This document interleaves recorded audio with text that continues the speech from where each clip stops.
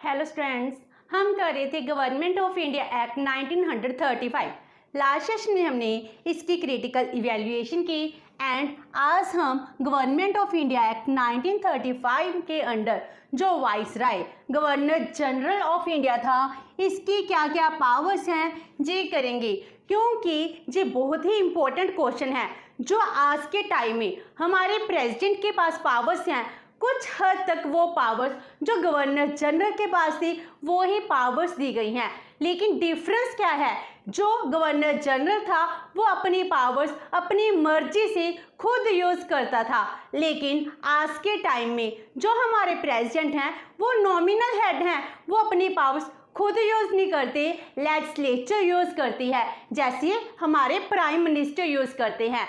तो जो पावर्स थी वो कौन कौन सी पावर्स हैं जिस वजह से हम ये कहते हैं कि वाइसराय है। वाइसराय उस टाइम ऑटोक्रेटिक डेस्पोटिक रूलर होता था, तो उसको हम इससे कंपेयर कर सकते हैं क्योंकि पूरे इंडिया में उसका ही रूल चल रहा था। तो जो गवर्नर जनरल ऑफ इंडिया था वो क्या था, वो था chief executive of the federation of India. Means वो फेडरेशन ऑफ इंडिया का वो चीफ एग्जीक्यूटिव होता था, सभी की सभी पावर्स उसके हाथों में ही होती थी। जो फेडरेशन ऑफ इंडिया है हमने इसको 1935 की एक्ट के थ्रू इस्टेब्लिश किया गया था, जो क्या करता था, इंडिया में रहकर जो ब्रिटिशर है ब्रिटिश एम्पायर को प्रोटेक्ट करता था, उसके लिए ही सारे काम करता था। जो भी रूल्स बनाए जाते थे वो इंडियन को सप्रेस करने के लिए और ब्रिटिशर है उनकी डोमिनेंस को इंक्रीज करने के लिए ही बनाए जाते थे। और वो अपॉइंट कैसे किया जाता था, वो भी ब्रिटिश एम्पायर है उसके थ्रू ही अपॉइंट किया जाता था on the recommendation of prime minister of England. जो वहाँ का प्राइम मिनिस्टर रिकमेंड करता था उसी को वो क्या करते थे, governor general of India appoint करते थे। एंड जो भी वो पर्सन होता था जो रूलिंग पार्टी होती थी उसका बहुत ही इम्पोर्टेंट लीडर होता था, जिसको 5 इयर्स के लिए अपॉइंट किया जाता था। जब उसको इंडिया में अपॉइंट किया जाता था तो उसको बहुत ज़्यादा फैसिलिटीज़ दी जाती थी, उसको भी इंडियन टेरिटरी है इससे ही सैलरी दी जाती थी और उसकी सैलरी उस टाइम 4.5 लाख से भी अबव थी, प्लस बहुत ज़्यादा अलाउंसेस है वो भी दिए जाते थे। एंड उसको 2 पैलेसेस दिए जाते थे, एक था दिल्ली में, second one is in Shimla. इस तरह की होगी basic information regarding governor general of India in 1935। Now उसके पास जो पावर्स थी वो पावर्स क्या क्या दी गई थी according to the act of 1935। जो उसके पावर्स हैं उसके पावर को हम 4 पार्ट्स में डिवाइड करते हैं। First one is discretionary powers. जो उसकी पावर्स थी उसकी पावर्स एक तरह से जो लेजिस्लेचर है जो मिनिस्टर्स है इनको अपना काम करने को लिमिटेशन लगाती थी, क्योंकि इनकी पावर इतनी ज़्यादा होती थी। जो मिनिस्टर थे अपना काम अपनी मर्जी से जो उनके ट्रांसफर सब्जेक्ट में सब्जेक्ट्स आते थे उनके अकॉर्डिंग भी लॉ नहीं बना सकते थे। तो डिस्क्रिशनरी पावर कौन कौन सी है, first one is control over ministry. Transfer subject के अंडर आती थी, लेकिन मिनिस्ट्री के ऊपर कंट्रोल किसका होता था, गवर्नर जनरल ऑफ इंडिया का होता था। वो ही इनको अपॉइंट करता था और डिसमिस भी करता था। उनकी कितनी सैलरी होगी ये भी क्वांटिफाई करता था गवर्नर जनरल ऑफ इंडिया ही करता था। Next is power over legislature. Legislature के ऊपर सारी की सारी पावर्स उसके पास थे। कब सेशन मीट करेगा इसका डिसीजन कौन लेता था, गवर्नर जनरल लेता था। अगर पोस्टपोन करना है वो भी करता था, एंड अगर ज्वाइंट सेशन बुलाना है वो ही समन करता था, एंड अगर स्पीच देनी है वो स्पीच भी दे सकता था। तो लेजिस्लेचर जिसका अपर हाउस और लोअर हाउस है उसके ऊपर कंट्रोल किसका होता था, गवर्नर जनरल ऑफ इंडिया का ही होता था। Next is discretionary powers to approve और रिजेक्ट द लेजिस्लेटिव बिल्स। जो लेजिस्लेटिव बिल्स थे उनको अप्रूव करना है या रिजेक्ट करना है, इसके ऊपर किसकी मर्जी चलती थी? गवर्नर जनरल ऑफ इंडिया की ही चलती थी, क्योंकि जितने भी लेजिस्लेटिव बिल थे अगर वो legislature lower house and upper house pass कर देता था उसके बाद गवर्नर जनरल की अप्रूवल चाहिए थी, और अगर वो अप्रूव ना करता तो बिल रिजेक्ट भी हो सकता था। अगर बिल को विद सजेशन वो वापस करना चाहता है वो भी कर सकता था। एंड अगर किसी बिल को जो सेक्रेटरी ऑफ स्टेट है इसके लिए रिजर्व रखना चाहता है वो भी रख सकता था। इस तरह उसकी लेजिस्लेटिव बिल्स हैं इसके रिगार्डिंग बहुत ही ज़्यादा डिस्क्रिशनरी पावर्स थी। Next is he could issue ordinance. जो ऑर्डिनेंसेस हैं इसको इशू कौन कर सकता था? गवर्नर जनरल कर सकता था। तो एडमिनिस्ट्रेशन के रिगार्डिंग कोई भी नया बिल बनाना है उस लॉ के रिगार्डिंग जो भी ऑर्डिनेंसेस हैं इमीडिएट लॉ बनाने के लिए जब पार्लियामेंट सेशन में नहीं है तो वो इशू करता था। जी सभी पावर्स हैं आज भी किसके पास हैं? हमारे प्रेसिडेंट के पास हैं। लेकिन डिफरेंस क्या है? वो अपनी पावर्स जी अपने आप खुद अपनी डिस्क्रिशन से यूज़ नहीं करता, वो जो प्राइम मिनिस्टर है उसके एडवाइस पर करता है। लेकिन उस टाइम जी सभी पावर्स वो खुद अपनी डिस्क्रिशन से यूज़ करता था। Next is control over budget. Budget के ऊपर कंट्रोल भी गवर्नर जनरल का था। 80% जो बजट होता था उस पर वोटिंग भी नहीं होती थी, वो अपनी डिस्क्रिशन से ही जो एक्सपेंडिचर है वो करता था। Next is control over appointments. Country में जितने भी इम्पोर्टेंट अपॉइंटमेंट्स थी वो ही करता था। जैसे चीफ कमिश्नर्स हैं प्रोविंसेस के, इनको अपॉइंट कौन करेगा? गवर्नर जनरल करेगा। एंड इसी तरह जब रेलवे बोर्ड बनाया गया था रेलवे बोर्ड के जितने भी मेंबर्स हैं उनको भी गवर्नर जनरल खुद ही अपॉइंट करता था। एंड इसके अलावा जो प्रोविंसेस हैं प्रोविंसेस के गवर्नर होते थे, तो प्रोविंसेस के गवर्नर हैं उनको पावर्स कौन देता था? वो भी गवर्नर जनरल ही देता था। तो एक तरह से जो प्रोविंसेस थे इनके गवर्नर के पास वो ही सभी पावर्स थे जो सेंटर में गवर्नर जनरल ऑफ इंडिया के पास थी। तो वो सभी अपनी रिपोर्ट किसको देते थे? गवर्नर जनरल ऑफ इंडिया को देते थे। एंड जितना भी एडमिनिस्ट्रेशन था एडमिनिस्ट्रेशन के ऊपर कंट्रोल भी गवर्नर जनरल ऑफ इंडिया का था। इसके रिगार्डिंग वो कोई भी स्टेप्स हैं मेजर्स हैं वो ले सकता था, उसको टोटली फ्रीडम दी गई थी। तो इस तरह उसकी बहुत ज़्यादा डिस्क्रिशनरी पावर थी। ये डिस्क्रिशनरी पावर क्या डिफाइन करती हैं? कि उसका पूरे एडमिनिस्ट्रेशन के ऊपर फुल कंट्रोल होता है। Next is reserved powers. तो पहले डिस्क्रिशनरी पावर थी, उसके बाद अब आती हैं रिजर्व पावर। रिजर्व पावर्स कैसे? जैसे पहले प्रोविंसेस में डायआर्की सिस्टम है इसको इस्टेब्लिश किया गया, अब सेंटर में डायआर्की सिस्टम है इसको इस्टेब्लिश किया जाता है।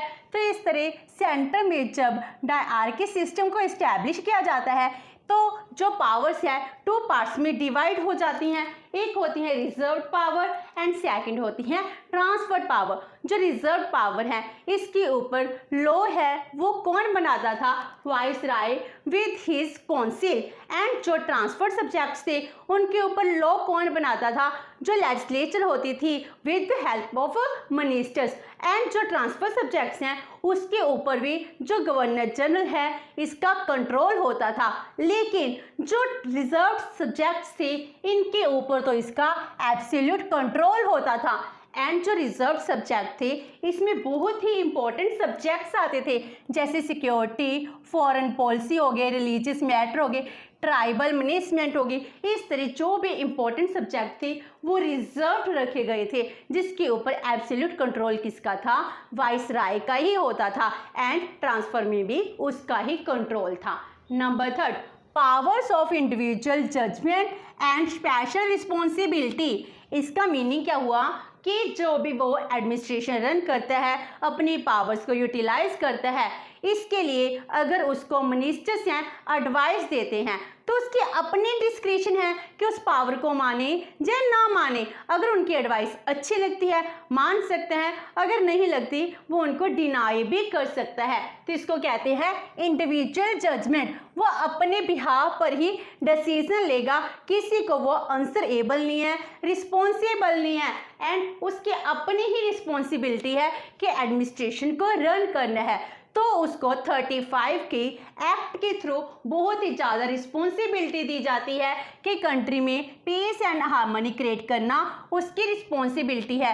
इकोनॉमिक स्टेबिलिटी होनी चाहिए, ना ही ज़्यादा इन्फ्लेशन होनी चाहिए, अनएम्प्लॉयमेंट इंक्रीज करनी चाहिए, क्योंकि अब बिजनेस के लिए जो भी फॉरेन अफेयर्स हैं इनके लिए जो हाई कमिश्नर है इसको भी अपॉइंट किया गया था।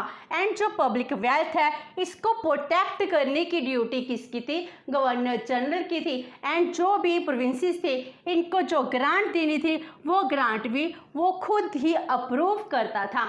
एंड इसके अलावा जो नेटिव डोमिनेंस थे इनकी डिग्निटी को प्रोटेक्ट करना भी किसकी ड्यूटी थी? गवर्नर जनरल की थी।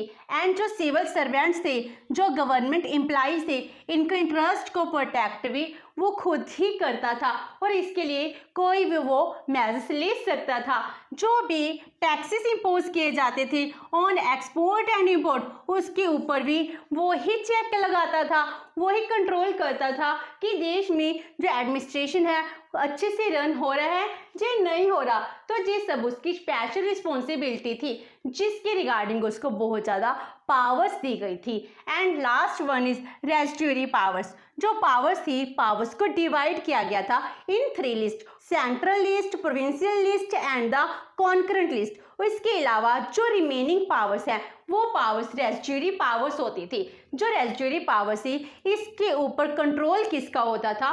गवर्नर जनरल का होता था। एंड जो मिनिस्टर्स थे, मिनिस्टर्स किसको आंसरेबल होते थे? वो गवर्नर जनरल को ही होते थे। इसके लिए यही कहा गया था अगर लेजिस्लेचर है किसी मिनिस्टर के अगेंस्ट वोट नो कॉन्फिडेंस है वो मोशन पास कर देती थी, उसके बाद भी मिनिस्टर हैं, मिनिस्टर अपनी पोस्ट पर एज सच बने रह सकते थे। अगर गवर्नर जनरल चाहे उसको वो री अपॉइंट भी कर सकता था। इस तरह जो मिनिस्टर थी उसके हाथों की पपेट होते थे, जो वो कहता था वो ही होता था। एंड जो सेक्रेटेरिएट है इसके जो भी हाई रैंक ऑफिसर्स थे उसके ऊपर कंट्रोल किसका होता था? गवर्नर जनरल का होता था, जिस वजह से सभी की सभी इंफॉर्मेशन उसके पास आ जाती थी। तो ये होगी रेस्ट्यूरी पावर्स।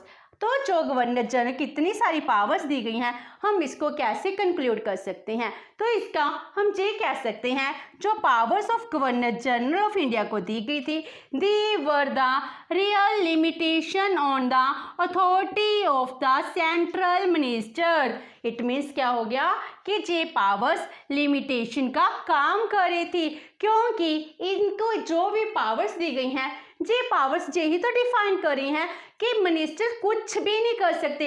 उनके जो पावर्स दी गई हैं नॉमिनल पावर्स हैं, एक्चुअल में पावर्स यूज कौन कर रहा है? गवर्नर जनरल खुद कर रहा है। इसीलिए रियल लिमिटेशन लग जाती है, जिस वजह से वो क्या बन जाता है? ऑटोक्रेट बन जाता है। एंड वो अपनी पावर्स को यूटिलाइज खुद करता है without seeking any council of his minister.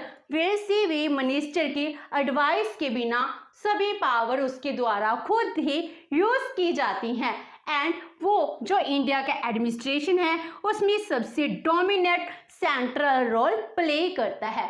तो इस तरह जो गवर्नर जनरल है इसको अनलिमिटेड एंड वास्ट पावर्स दी गई थी, जिस वजह से वो ही सबसे इम्पोर्टेंट एडमिनिस्ट्रेटर बन जाता है और उसके अंडर ही सभी आते हैं। मिनिस्ट्री के पास, लेजिस्लेचर के पास इतनी ज़्यादा पावर नहीं थी। जो मिनिस्टर थे वो भी गवर्नर जनरल को ही आंसरेबल थे, ना कि लोगों को आंसरेबल थे। तो सभी की सभी जो पावर थी वो ब्रिटिश एम्पायर है इसको प्रोटेक्ट करने के लिए ही दी गई थी। इस तरह जो वो पर्सन है वो डिक्टेटर बन जाता है एंड इंडिया है उसकी मर्सी के ऊपर ही डिपेंड करती है कि वो हमको कुछ पावर्स देंगे, हम सेल्फ रूल करेंगे, सेल्फ डिटर्मिनेशन की पावर्स हैं हमको मिलेंगी। तो ये सभी डिसीजन गवर्नर जनरल खुद ही लेता था। तो इस तरह आज हमने इस सेशन में गवर्नर जनरल की पावर्स की हैं। नेक्स्ट सेशन में हम करेंगे 1935 के एक्ट के थ्रू जो प्रोविंसेस हैं उनको प्रोविंशियल ऑटोनॉमी दी जाती है, तो हम वो टॉपिक करेंगे।